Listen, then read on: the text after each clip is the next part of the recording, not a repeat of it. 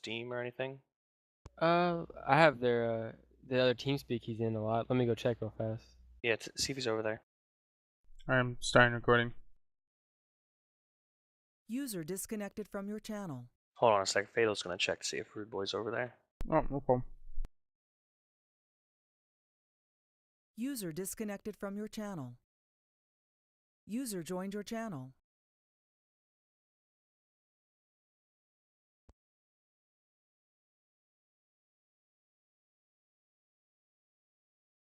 User joined your channel.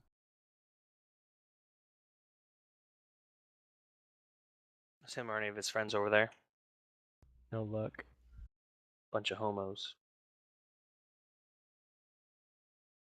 All right. For this meeting, which officially starting right now, if you have any questions, please send them in a message, text message to myself in TeamSpeak, and we will get to them at the end of the session when it comes to the open discussion. And then not only that, but the class spread is going to be saved for the end of the meeting, right after scheduling and before the open discussion. All right, go ahead, Sevi. All right, welcome to our first ever meeting. We wanted to wait until right before the release of the game to have our meeting because there's really no sense in having one before up until then. Because we used to have them all the time in Animosity, but it was kind of pointless. We're basically going to go over a couple things so everyone's kind of on the same page as we go into launch, and just make sure everyone understands, where we're coming from and what our goals are going to be and what requirements will be of them. Has anyone here not played the beta? All right, good. Yeah, I haven't yet. Oh, you haven't? Not yet. I was Okay. busy moving. All right, that's cool. That's good though. I mean, we're at like 90% plus, I think, on our roster for everyone being in beta, just so they have an idea. So everyone should be pretty solid on their class selection and what to expect out of the game. All right, so we're going to go over launch expectations. We're not really going to be holding any solid real requirements of people. So we're not going to say, you know what, you have to be max level by this time. A lot of the people in this guild are hardcore gamers and they will be hitting max level fairly quickly. I know my goal for myself is to get it before Christmas. So, I mean, that being said, there's not a requirement of you in the sense of your playtime, but the guild is going to be moving forward. And as soon as we hit 4 guys at max level, we're starting our PvP and our PvE regime. So we're going to be moving forward through the game. And if you are not necessarily slacking, but if you're going at a slower pace for whatever reason, just realize that in terms of gear progression and getting groups, you may be left out compared to some of the people that have been, up there at the top the entire time. So we're not setting a requirement, but I would behoove everyone to try to hit the game as hard as possible in the beginning. If not only to get max level quickly, but to just get above and in front of the mob of noobs who are going to be leveling. Because trying to level with them or behind them is a pain in the ass if you're familiar with MMOs. So definitely the first couple days that you're in the game, you should really try to hit it hard and get above the pack. We're going to save class spread till the end. So going over leveling to 50. I know that Fatal got to level 50. And I did as well in the beta. It takes about roughly 5 days played. About twice as long as it took in Rift if you played Rift. The fastest way to level is to just do straight up quest grind, class quest along with that, and in a group of 2 preferred. 3 people is okay. I would avoid doing a 4-man group. If you get a 4-man group, you should split into 2 groups of 2. So, I mean, if there is a third guy, that's fine. But groups of 2 is definitely the best. It's even better if you're the same class. because that way when you have to go into your class quest area, you basically split up, go do your class quest, and you'll come out of the class quest at about the same time, and you can continue with all the other side quests. And again, if you have any questions, just send them to Kami, and we'll get to them at the end. Do you have anything to say on this, Kami? I think, yeah, for those of you who are going as a Jedi, just in the early area, there is a particular set of quests there. A lot of you who were in the beta have probably run into it, but it's the quest where you press the button and you fight a bunch of droids. Obviously, we're going to be skipping that. The other thing is, when it comes to the Esselis, because of the way, ideally speaking, if you're in, if there are 4 people available to do the Esselis, get the Esselis done, but not only that, but stay in there and see if you can get to a higher level. That way, when you go into Coruscant, you can just jump past quests, and you're not worried about being underleveled by the time you get out of Coruscant. But the other thing too with the S-list is when you get off your origin planet and you go to the space station, you're probably going to be level 9. If you can get a group of 4, ideally within the guild, like there's 4 people there around roughly the same time, do it. If you can't get a group of 4, skip it and go right on to Coruscant and continue with your class quest. That'll, before you even get to the first leveling area in Coruscant, you should hit 10 just from the exploration and the class quest. And so you really, if you can't, like I said, if you can't get a group for the S-list, don't wait around to do it. Because we had messed around with it in beta and when they upped the difficulty, we really struggled trying to do it as a 2-man group of 2 level 9s. So again, just don't wait around for a group. Get to Coruscant, go out to the first, I forget, it's like the Black Sun area, I don't remember what it's called. But just follow your quest line, preferably in a group of 2, and just continue on from there. If at a point later on from then, because you have to return to the Senate Plaza many times in Coruscant for your class quest and for leveling. If you get to a point where you, and if you are leveling with someone else, can pair up with other people in the guild to create a 4-man group, run and knock it out real quick, probably just one time, because you're going to be like level 12 or 13. Do it one time real quick. The gear's nothing too amazing. You'll probably use it up to like when you get to Terrace. But the slight bonus in XP will help. Plus, you'll get a little bit of fun and to break up the monotony of the quest grind. But don't go out of your way to complete the S-list, because in the big scheme of leveling, it really doesn't matter, and it's just going to slow you down and keep you within or behind that pack of people as you're leveling. So if you have to skip it, just skip it. It's really not that big a deal, because a general theme in this game is that there's more quests and more content than you actually need to hit max level.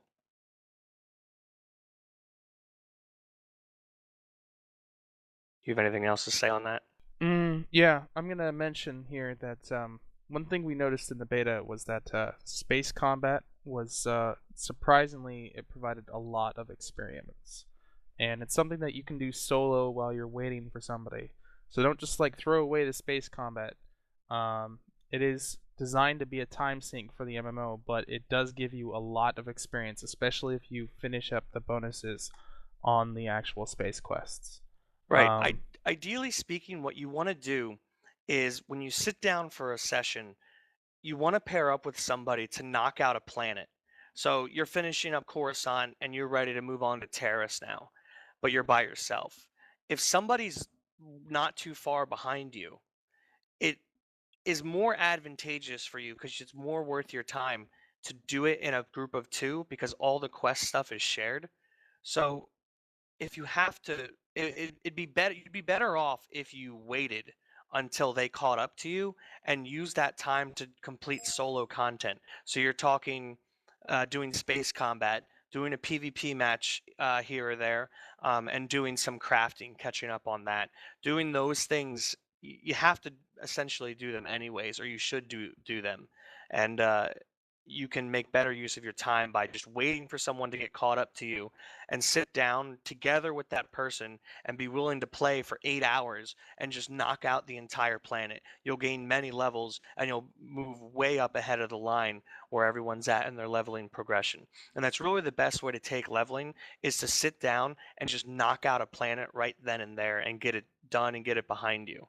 Preferably, like I said, in that group of 2. I didn't do bonuses that much, but in the beta, do you think bonuses are solid here, where we should just like knock out bonus the planet series? and then do the bonus? Yeah, do the bonus series Yeah, after it, well, or the just go to bonus the next series planet. bonus series always provides you at the end of it with a good reward, like a blue weapon or something like that. So while you won't, it's not going to matter end game, but that blue weapon can slightly give you a level advantage while you're leveling up. Those If you do all the bonus series, your level is going to end up being a lot higher than the recommended quest. So fine, no big deal. Um, I I think it's really going to come down to it's going to be a subjective topic. So let's say that I'm going to level with somebody for the next planet and I'm just finishing up like Tatooine, and I have to move on to, I think, Hoth is, I forget what planet's after Tatooine. So I get up and I complete the planet and I'm ready for the bonus series. So if someone's waiting for me because they want to do a planet with me, I'll just skip the bonus series and not worry about it, move on to the next planet. Or if I'm waiting for someone to catch up to me, I'll do the bonus series and then they'll catch up to me by the time I'm done the bonus series, and he'll skip the bonus series and we'll move on to the next planet. So really, you really want to try to focus your leveling in grouping up with somebody, because it really is going to make you level that much faster. Because one, all the quests are shared and there's a lot of heroic 2s, and those heroic 2s, you don't have to look for a group and you can just continue your leveling, grind right through and not have to look for a heroic 2.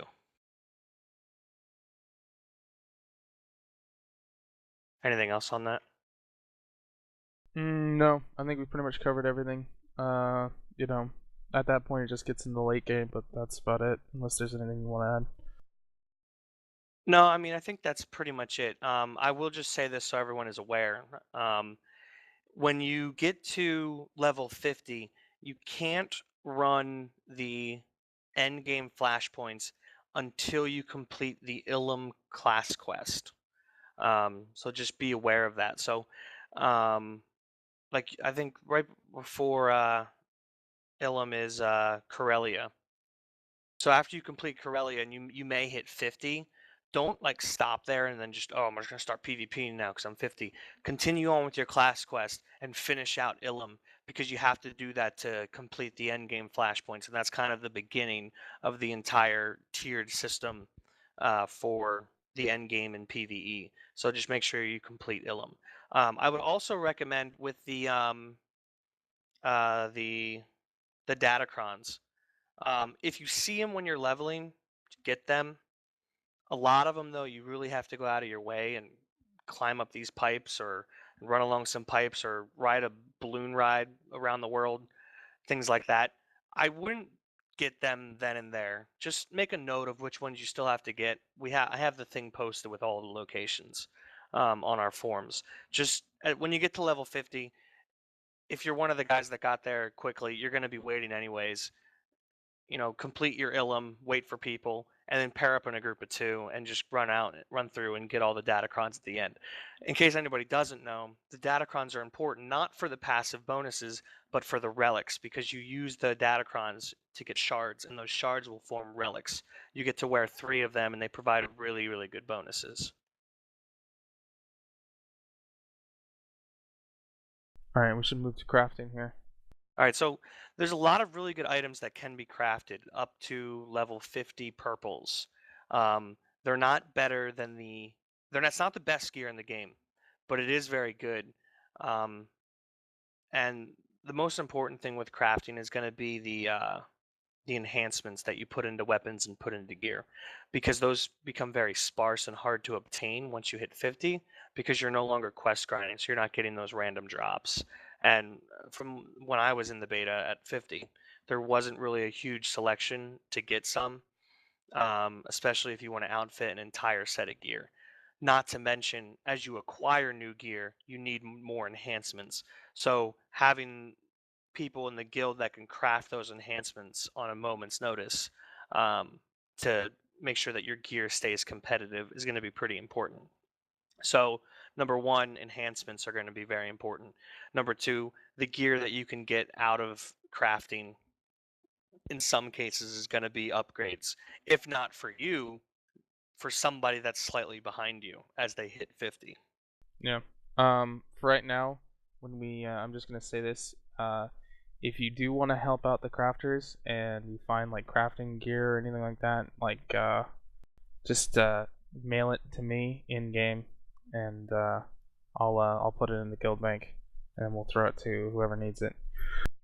Yeah, there's no guild bank yet, so what we should do is you should create a mule, Yeah, and I'll we'll make a just have a mule. guild mule, and then what people can do is, so if you're doing slicing or scavenging, and as you gather those materials, if you don't need them, just mail them to the guild mule, and then in return, later on, you'll receive enhancements. And we will keep track of who's helping and who's sending things to the person that is going to be crafting, and we'll distribute it out in return to the people that contributed the most.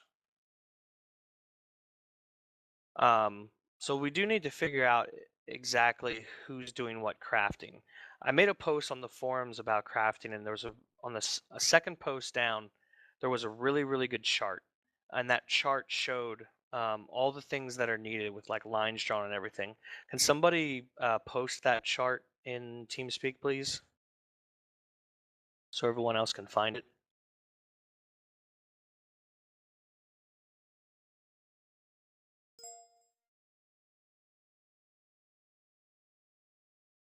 Thanks. So you can take a look at that chart and you can see how everything, what is needed for each thing. So the crafting skills are the main things. That's what creates things. Armor mech is armor for non-force users. Arms tech is going to be your weapons like blasters. Artifice is like lightsaber stuff. Synth weaving is force user armor. Biochem are like your potions and stuff. And then cyber tech is going to be mods and stuff for companions like droids and stuff. And they also have like I think it's implants or earpieces, things like that as well in cybertech. Um, so slicing was really powerful in beta, and they kind of nerfed it, so you don't get as much money from the boxes. Um, it's still good to get if you're not going to be doing crafting though, because one, it's going to give you a little bit of extra cash, and two, we can use the mats for cybertech anyways. Um, if you're not looking to do any crafting, pick up scavenging or archaeology, because those are the two that are going to require the most amount of mats that we're going to be needing. Whoever's doing, I mean, there's going to be plenty of people with slicing, and whoever's doing biochem, I'm sure they'll get more than enough with bioanalysis, maybe have a second person with it. But those gathering skills, definitely pick up, everyone needs to pick up at least one of them. Even if you're not crafting, you got to have one or two to be helpful. Um, and then the mission skills, everybody should have at least one of the mission skills. The mission skills you don't even have to do, you just send your companions on to do it. You're going to get like 5 or 6 companions, and you're probably only going to use 1 or 2.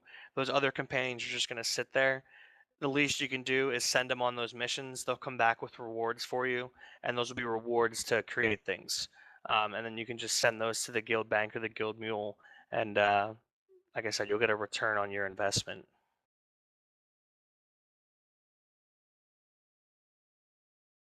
So was anybody here?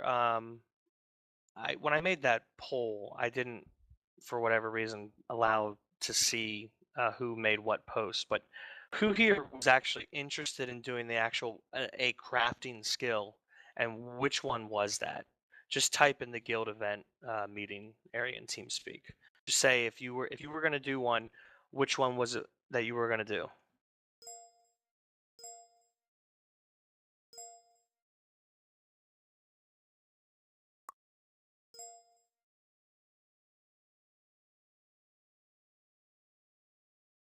Okay.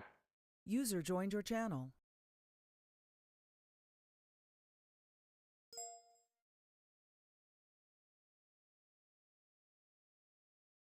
All right, so let's definitely go with that. Mudib, go biochem, and you'll want to pick up bioanalysis, and then you'll want underworld trading on top of that, and you're pretty well covered for that.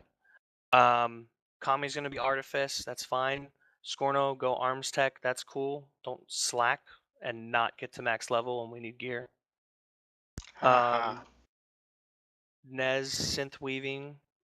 What class do you play in, Nez?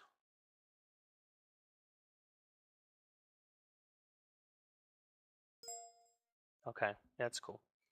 So you'll do synth weaving with archaeology and probably I would do diplomacy because not many people are going to pick up diplomacy to help you. Yeah, I was actually going to mention that if you aren't, just for those who are, I think most everyone here is doing crafting, but if you're listening to the recording, do not pick up diplomacy as your mission one because it only goes to synth weaving. Pick one that actually goes to a bunch of different ones. That way Everybody here, everybody in the guild should have either scavenging or archaeology, one of those two, and either underworld trading or treasure hunting. So those are two of your three if you're a non-crafter, and everybody needs to have those. Because again, you're not going to be, or slicing, by the way, you can take slicing as well. Because if you're not again, and you're going to be sending guys on missions, your non-companions that you're not even going to be using to go do that. So everybody needs to have one of those things, one of the two of that cluster of things chosen. So that leaves, let's see, Ox and Fatal both want to do cyber tech. Ox, would you be willing to do arms tech to create? No, wait. Armor mech. I can do armor mech. You're playing a gunslinger, right? I'm up in the air. I can go gunslinger, vanguard, both. I'm interested in both. All right. Well, I'm gonna have, yeah. Yeah, either of those two classes, you'll use armor mech. Yeah. So I would say give armor mech a shot with scavenging and investigation. And that'll give us at Okay. least one person on each of those things. The people that aren't here at the meeting, if they're going to pick up a crafting skill, fine. And whoever gets to max level first and levels their crafting skill up first will be chosen as the lead crafter. So, but again, if you're not crafting, you have to pick up. I mean, that's going to be crucial for the guild effort to be able to create things for the entire guild. Is by having these people doing these gathering and mission skills. So I'm going to say it one more time. Everyone needs to have either scavenging, archaeology, or slicing. And everyone needs to have either treasure hunting or underworld trading.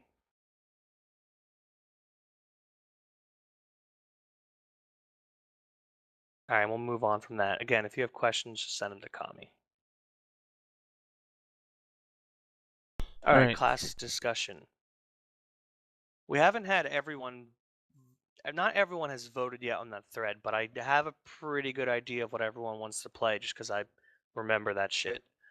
And our class spread is surprisingly pretty good. Unlike Animosity, where they're all playing Sith Warriors and Sith Inquisitors, and they have 2 agents. We have I don't really have any complaints there, to be honest. If I were to say one thing, I would say this. Jedi Sage, overpowered class, and it's not going to be getting nerfed anytime soon, because for 3 builds in the beta, people were screaming to nerf the class, and they said that they're not going to nerf it. The class is working as intended. If anything, they'd want to bring the other classes up to that level. But the class is hands down really the best PvP class to have. There were guilds that we would fight in PvP in the later builds where their entire guild was sorcerers, which would be the equivalent to our sage. There's a hybrid build that you can spec where they would use Force Lightning and we would use It's like telekinetic throw. Teleconnect throw. And you can just spam the same move. You spec for that move, and it removes the cooldown, and you just spam the move. And then you have some other tricks and things like that. Not to mention, you have your speed ability, your shield, and you can And heal. toss. Yeah, and I mean, if you're gonna play healer, the Sage is definitely the most powerful healer. They are squishy if you get around their shield and their sprint, but in terms of you're going to stand next to the other healers and you're just going to sit there and heal, who's going to heal the most? From what we saw, it was definitely the Sage came out as the strongest healer. And also for damage as well. Their damage is pretty powerful. You can beat them in damage on other classes if you're good, but in terms of just straight up, if you have a player User who's joined your channel. 2 players who are exactly the same skill level, I would vote in favor of the Sage or the Sork winning the battle, just because the way the class is built, it's a priest, a warlock, and a mage all rolled into one with a whole bunch of utility. Yeah, but the only thing that really takes it down would be like a one-on-one against a shadow. Yep. I would They still kill them take a so easily. Sage. I'd still take a Sage Yeah, over a Shadow any day. Oh yeah, definitely, because they can heal. You'll also get the most tokens in PvP as a Sage because you're doing damage and you're throwing maxing out all damage those and heals. Yes.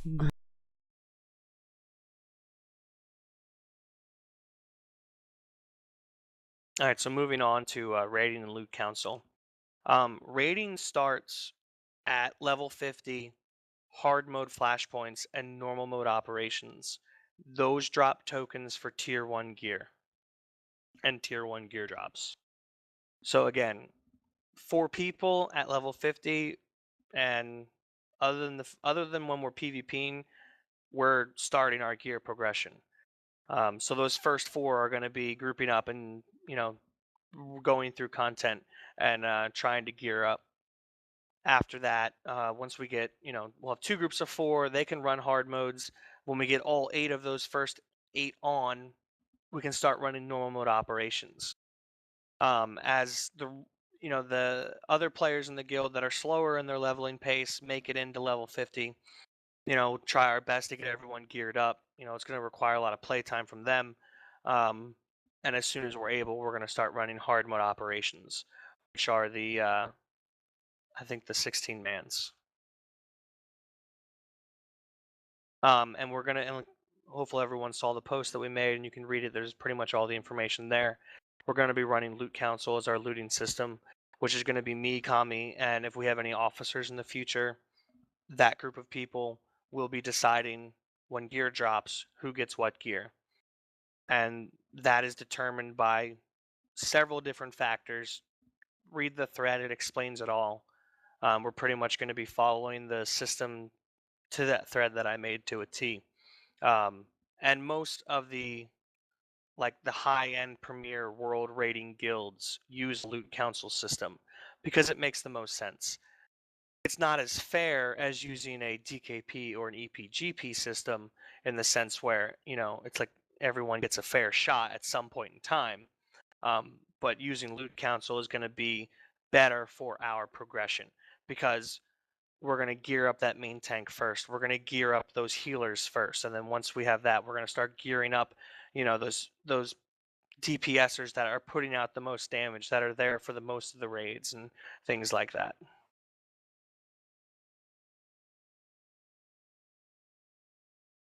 You have anything to say on that? No, I think Loot Console is solid, and I think you all pretty much both me and Zevik are very fair when it comes to giving things Well, I'm to not. people. 'Cause Well, I'm no, taking he's it all not, from because me. he takes everything. But I'm fair, and I usually have a tendency to be able to convince Zevik to be fair at times. So Yeah, I mean, we'll try to, we'll make it. Everyone will eventually get geared up. That's the most important thing. You may not be the first person to receive the gear, but if you're raiding enough, eventually, as other people are getting geared up, everyone will eventually be geared. and then obviously PvP gear, you get on your own. I was looking at a lot of the gear, and it is honestly questionable as to whether the purple PvP gear is better in PvP than the purple tier 3 raid gear. Just real quick, there are 3 tiers of raid gear right now. I forget the names because they're really weird names, but there's 3 tiers of them, and I was looking at the gear on Darth Hater, and it depends on how much expertise you get. When I was level 50 with full blue gear and 1 purple piece, my expertise was at 10%. So I took 10% less damage in PvP. I did 10% more, and I healed 10% more. Now, if you had a PvE gear set, which was completely based on doing one thing, for example, crit chance, and your crit chance shot up to 50% with all that tier 3 purple gear, it would be arguable as to whether that's better. So while you would lose, 10 or 12% of expertise of that across the board boost, a 50% crit chance, well, if you figure, if you heal somebody or you use this move 10 times, what's the total damage output going to be as compared to without that huge crit bonus, and you're just looking at that 10% across the board. So we'll find that out once we get into the game, but I have a feeling that the best PvE gear may be better in PvP. And it's probably a lot more difficult to obtain though as well. Are they keeping the PvP gear really easy to get? No, I'm pretty sure the way they made it now is you have to there's like a random system where you open bags and there's like a random drop that you have to get. And it's incredibly gay, but the advantage, I will say this, the one advantage is that it's a time sink. So it's going to, require a lot more time to get that gear. And while, there is a luck factor to it, the more hard, it's going to reward the hardcore gamers because, statistically speaking, the more bags you have, the more of a chance you get. So the more you PvP, the more a chance you have of getting the gear. So while there is a luck factor, it should reward the hardcore players more than it will reward the soft cores. Yeah, I know that the PvP gear had changed. They had pretty much taken out all of the PvP gear, like for leveling that you can get or something, which was really good gear. It was like the best gear. You Yeah. would just do some PvP, get in like level 18 PvP gear, and you'd be good to go for like 10 levels. But that's not really how it is. So moving on to, continuing with PvP plan of action. I may have touched on this already. PvP is, if you win every match that you play and you're not taking all 15 minutes of the matchup, it's worth doing to level because of the experience that you'll get. One win in a PvP match was like equivalent to doing a heroic quest in terms of XP. For the quest turn in only, not from the mob kills. So in terms of if you have 2 guys sit next to each other, one PvPs for an hour and one does quests for an hour, questing is by far the better way to level. So even though you get pretty decent XP for PvP, don't use it to level. If you're going to PvP before level 50, use it as a time sink because, I'm online and the guy that I'm leveling with and I know I'm going to do a planet with him later, he's not on, so I'm going to do some PvP while I wait to just get a little bit of bonus, a little bit of money. As well as, like I said before, doing the, doing crafting and doing space combat. So up until 50, I would really only do PvP as a time sink. Don't sit down, even though it's more fun than leveling, and do it, because it's going to be more fun at 50. And it matters more when you're 50 because of the rewards. All right, as they're saying down there on the bottom. Yeah, I know it got most buffed. recent. Okay. Yeah, I know it got buffed. All right. Even with the buff, it's, you'll get XP when you do it, but you'll gain more XP from questing. If that happens to be different when we start playing, we can change up our strategy. But again, even if it was better, you're talking you got to win every single match. So even with a pre-made group of 4, that's not a guarantee because the players in this game are god awful at PvP, Especially Republic players. You gotta especially think the about- Republic players. You've But got to that was think in WoW beta. here. Yeah, you got to think WoW here. Like initially, it seemed like the Republic players were a little bit better, and then as beta opened up for more people, it's pretty obvious. It's like Horde versus Alliance. Yeah, honestly, just level, get to 50. When you get to 50, start doing pre-mades with the guild, and your time spent in game is going to be much more well worth it.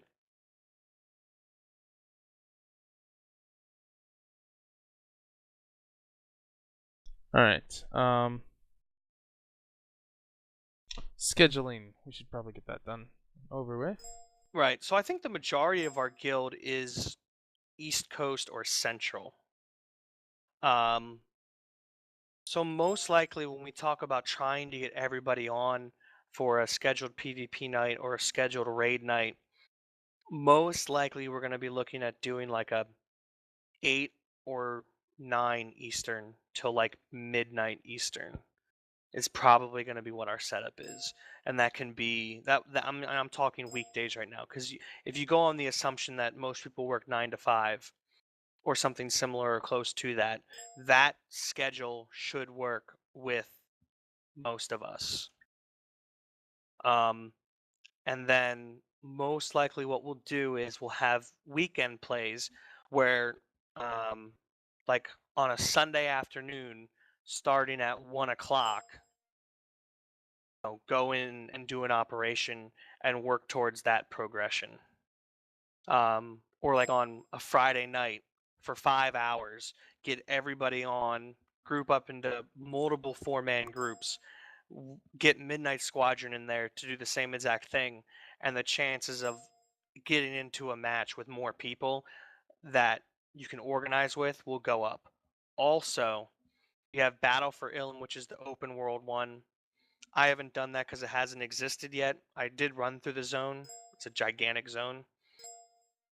We're not a Zerg guild, so that's not going to be our forte. If we do end up doing that, We'll you know, probably do we'll- it with Midnight Squadron. we'll probably end up doing it with Midnight Squadron and group up with them in our own 24-man raid and try to help, complement them as to what they're trying to do. And we would communicate that with Waylane and Midnight Squadron. There's also the Tatooine area, which this could be pretty fun if it's really going to depend on your server characteristics. But this could be pretty fun because it's this area in Tatooine where you can kill anybody that's not in your group. So we can, get a 24-man raid, get our whole guild over there, and try to control the area. In the area spawns chests, and these chests have good drops that you can only get in this area. There's also a vendor there where there's only items you can get from that area. So you don't get the same kind of rewards that you get from doing scenarios. So your time spent is less effective, but it's probably going to be, if it works out the way everyone would like it to, with whatever personality your server takes on, it could end up being very fun. So the fun factor would be much higher there than dealing with frustrating noobs in war zones. So, but again, we'll look at trying to get everyone together to schedule that stuff.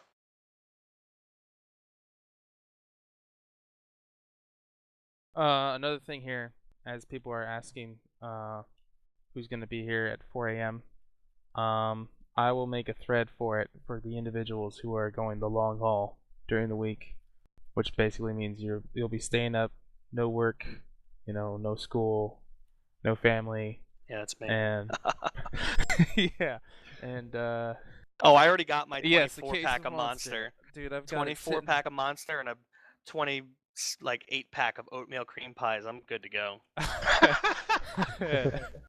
got a catheter from the hospital the other day. And then what I'm gonna do is all the empty Monster cans I'm just gonna piss into, so I don't have to get up, and just set them beside me.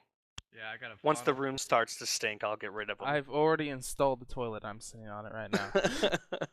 I actually just put in a conveyor belt that Leather goes to with the kitchen. porcelain. A conveyor belt for my food.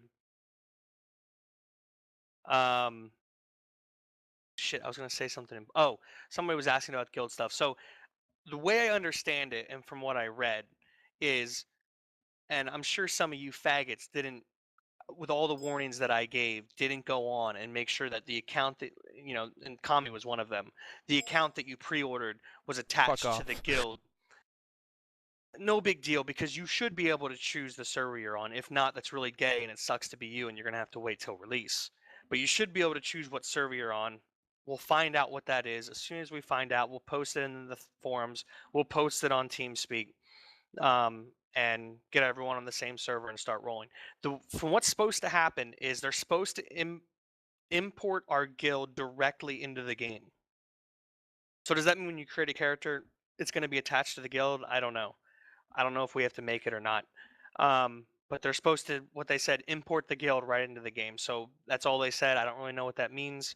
That could mean we're just getting all the players are going to be on that server automatically. Or if the guild's going to be pre-created. If the guild's not pre-created, once we get the first couple people into Coruscant, even if it's not me, we'll get a couple people to pull money together, because it's like 1,000 credits or something, and that's kind of a lot in the beginning. Get a bunch of people to chip in, whoever's in the game at that time, because of this stupid pre-ordering system, and we'll get the guild created as soon as possible and get everyone invited into the guild. Another thing I'm going to say real quick too is that the game is missing a lot of features. For example, a guild bank. And we saw Rift had the same problem, where there was a lot of like stupid little things like that weren't included. And the trend these days seems to be that these games come out and they're slightly premature, in the sense where they're not quite finished the way that they should have been. And I think this game is going to be the same way.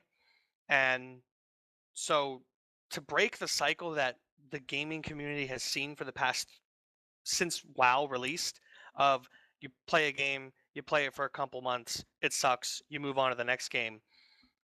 Myself and everyone here, I mean, I know what I'm doing for myself, and I would recommend doing the same thing, is really just trying to just commit 2 months to the game and play the game as if you really were going to play it.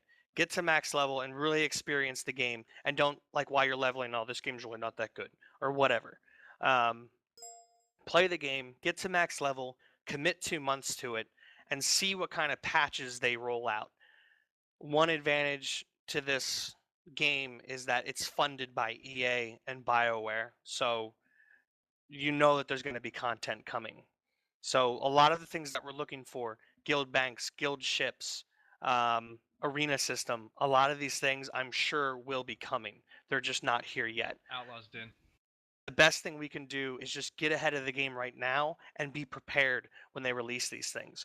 When they release a guild leveling system where you level up your guild to obtain abilities or whatever you could obtain, we'll be ready to go, because we'll all be 50. And if the requirement's like win 10 matches this week and complete this raid this week, we'll be ready to go right from the beginning and get that head start, just so we have that edge against all the other players we're playing against. And we are playing against Animosity on the server that we're going to be on. And my buddy's guild. So at a minimum, we'll know that we'll have a good 2 weeks to play against Animosity before they all quit. Where they all re-roll Repub. Yeah. Alright, so let's see here. Questions that we have. As you were saying, it took you about 5 days to fully get to level 5. Mudib was asking, to clarify, is that 5 days while skipping 5 days played. or watching everything Oh. for the story? Skipping except Class Quest. And to go on to that, it's a good point, because I didn't talk about that. Almost everyone in this guild has gotten a chance to see beta. All right, that was your chance to take in the storyline and to really see what the game was all about. when I was leveling, I would level alts sometimes. So just to give you an example, I made a Jedi Knight and I was just playing, and there was some other stupid guy there that was on the same quest as me, so I invited him because it's faster. He wasn't skipping, and I was. So I started going. All right, first of all, when you're in a group and you skip, both of you have to skip. So both of you have to spam spacebar. So it takes a little bit of coordination to get it down.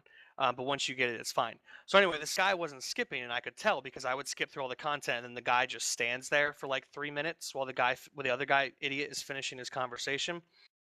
So I started doing the conversations myself, which you can do while you're in a group. After that, I started doing the conversations myself, and in 5 minutes, I was already on. Like, I would be on the next quest while he was still talking to this guy. So it was a huge advantage, huge, like it's phenomenal leveling advantage for you to skip what they're saying.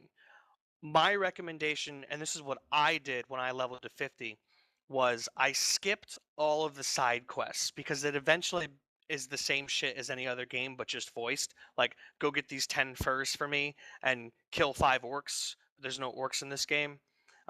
It's just stupid shit like that. And for me, it got really old, pretty quickly. It may not get old for you, but it was definitely a smart idea, at least in the beginning, to get ahead of that bulk of noobs, is skip all the stuff that you're getting for the quest pickups. If you want to take in the story, the side quests is not the story. There are a couple side quests that are good, which you may want to watch. Like, there's one on Tatooine that has to deal with I forget, some corporation, Zerka Corporation, I think it was. And that's like a pretty cool little storyline on the planet. And a lot of the planets have a storyline. The one on Alderaan is probably the best one in the game for planet storylines. So you may get intrigued and watch it. When you get to those planets, though, you should already be ahead of the bulk if you hit it pretty hard in the beginning. But as a general rule of thumb, watch your class quest so you kind of get a feel and you'll enjoy leveling more. And that's the real storyline. The side quests that you pick up from the Jawa to go collect 10 pieces of metal, scrap metal, skip that shit because it's just a waste of time. It compounds into a really significant amount of time that you save when leveling when you skip all of the fluff, if you will. Yeah. Oh, All right. also, real quick, I'll just say this so no one experiments with it and finds out that it doesn't work well anyways. There's an option that you can set for allow same class story quests or whatever. So if I'm leveling with another trooper, you can check. We can both check that. So when we do a class quest, we can both enter the same instance for the class quest. While it does make sense, don't do it because you have to do it twice for each of you. So when you're leveling, if you're with somebody of the same class, when you do a class quest, just go and do it solo. All right, next question from Nez is class quests subclass specific, which I'll answer that is no, they are not subclass specific. They're set for consular, Jedi Knight, smuggler, trooper. There's no like advanced class specific.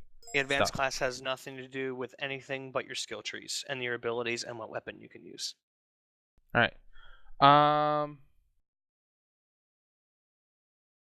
People with rotating schedules that change weekly, may not be able to make a constant raid schedule. What type of scheduling will be being used for progression, aka do I need to book off certain nights, etc.? It's actually something that we should have done. It is. Luckily, we're not max level yet, so we do have some time. And I guess we can go over this now, and we probably should, as to what would be a good time for everyone, at least once a week, for that everyone can be on, and you can do something as a entire guild. I don't know. I mean, I'm pretty free all the times, or I can be free at any time. So I know that once school starts for me up in January, I'll be busy Monday, Tuesday, and Wednesday. And some of those nights I'll have like class the next morning at like 8 a.m. So most likely for me, I know, I'll be looking at Thursday night, Friday night, Saturday night are going to be my big times that I'll be able to play most. Yeah. I myself, usually the weekdays are really open for me. Weekends are usually terrible. So like I think mainly though, most of us that have played together usually play a lot later. Yeah. And I'm a West Coaster too, so usually, generally speaking, by about 8 o'clock on the weekends, I'm here and I'll be playing till the end of the night. So Right. Well, we'll have to work out a raid schedule, but I mean, if I had to guess, most likely we'll probably be looking at like, Wednesday night, Thursday night, Friday night, in that time frame, and then probably something like a Sunday afternoon or something like that, or like a Saturday night or something like that. Will probably end up working best for everyone. And doing it would time wise, it would probably be like I said, 8 p.m. to midnight, something like a 4-hour block in there like that. let's see here. Lastly, Mudav has one more question about griefing. What's our policy on griefing? Go for it. If it's not illegal to the game, like if the game allows it, do it. If Yeah. the game doesn't allow it, don't do it. So If- if the game doesn't allow hacking, don't hack. If the game doesn't allow you to camp a player's body, then don't do it. But if the game allows it and the developers allow it, then do it. As long as I am not getting personal messages from every other guild except Animosity about you griefing somebody. Oh, as soon then as I that's hit okay. 50, I'm finding Desi in the world, and I'll be camping him till he quits the game. The rule on griefing is if their name has animosity underneath it, camp them until your eyes bleed. Oh yeah, Animosity's kill on sight, by the way. It's cost. So So it's KOS. So if you see anybody in the guild Animosity, they are kill on sight. And if you see anybody in Midnight Squadron and they need help, help them because Yes, please they do. are our ally. And that's it for questions. So, anybody else have any quick questions that they forgot to ask?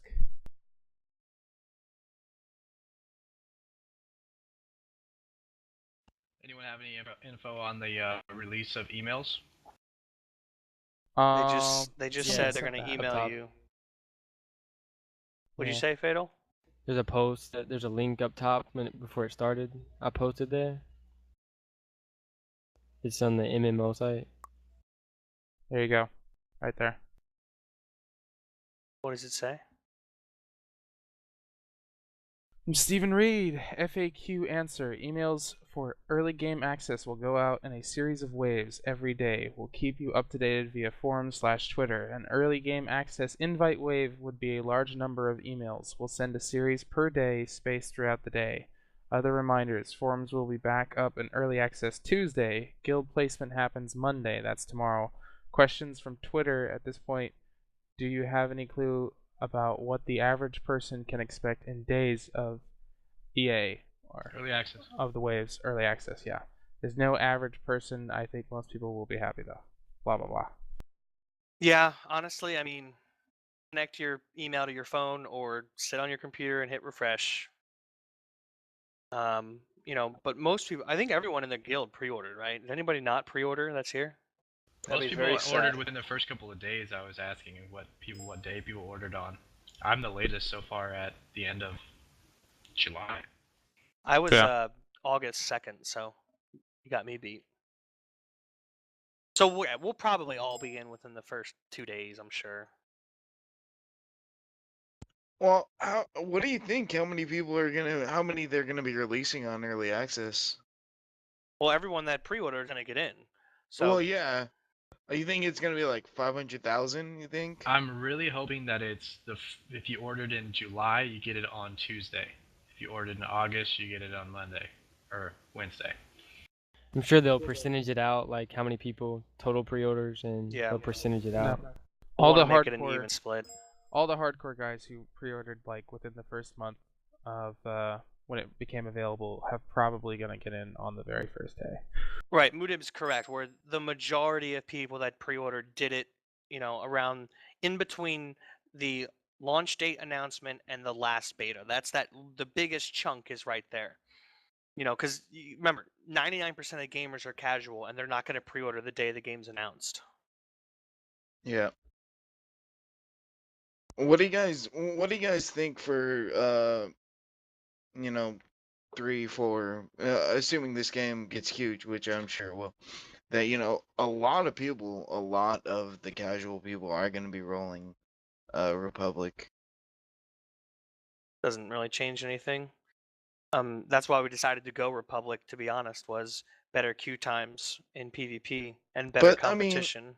And that was very evident in beta. No, I know that, but that's going to change later down the road. The queue times are going to switch.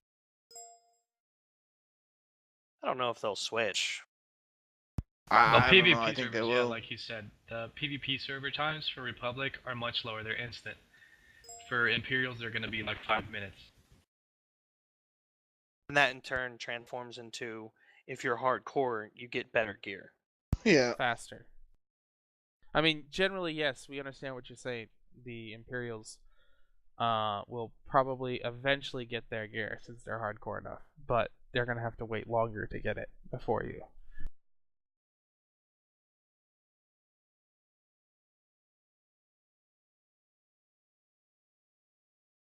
Everybody vote. Class thread. I can go either way. I don't care for Gunslinger or Vanguard. I wanted to get your guys' opinion on what you feel Vanguard? was needed more. I think. Well, just in what's general. needed is Smuggler. But it's you have to mean you can't play Scoundrel? the class if you don't like the cover system. So I liked both, and I plan on whatever I don't have a main as, I'll be rolling an alt.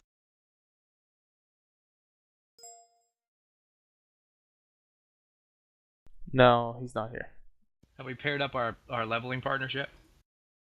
we really can't because we don't know when people are going to be getting into the game. Because of this stupid system. If they would let us all in at the same time, we could do it easily. So again, it may change throughout leveling because not everyone's always on at the same time. But so it's really just going to be kind of like if someone's in round, first of all, if everyone's in game, you're in TeamSpeak. Like that's guild foundational rule. Once you're in TeamSpeak and you're leveling, obviously you'll probably be talking with people. But send a just talk to somebody and group up with them if you're nearby.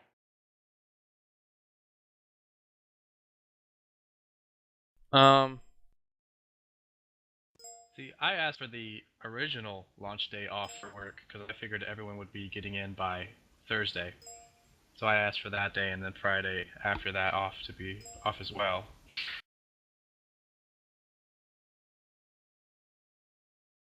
Yeah, there's a little bit of confusion here and there, so It's not gonna hurt anything. I mean, I'll be level you'll 50 still by want those days Christmas. off. Yeah. Sometime. All right. You can stop recording now. I'm gonna stop. We're just hanging out.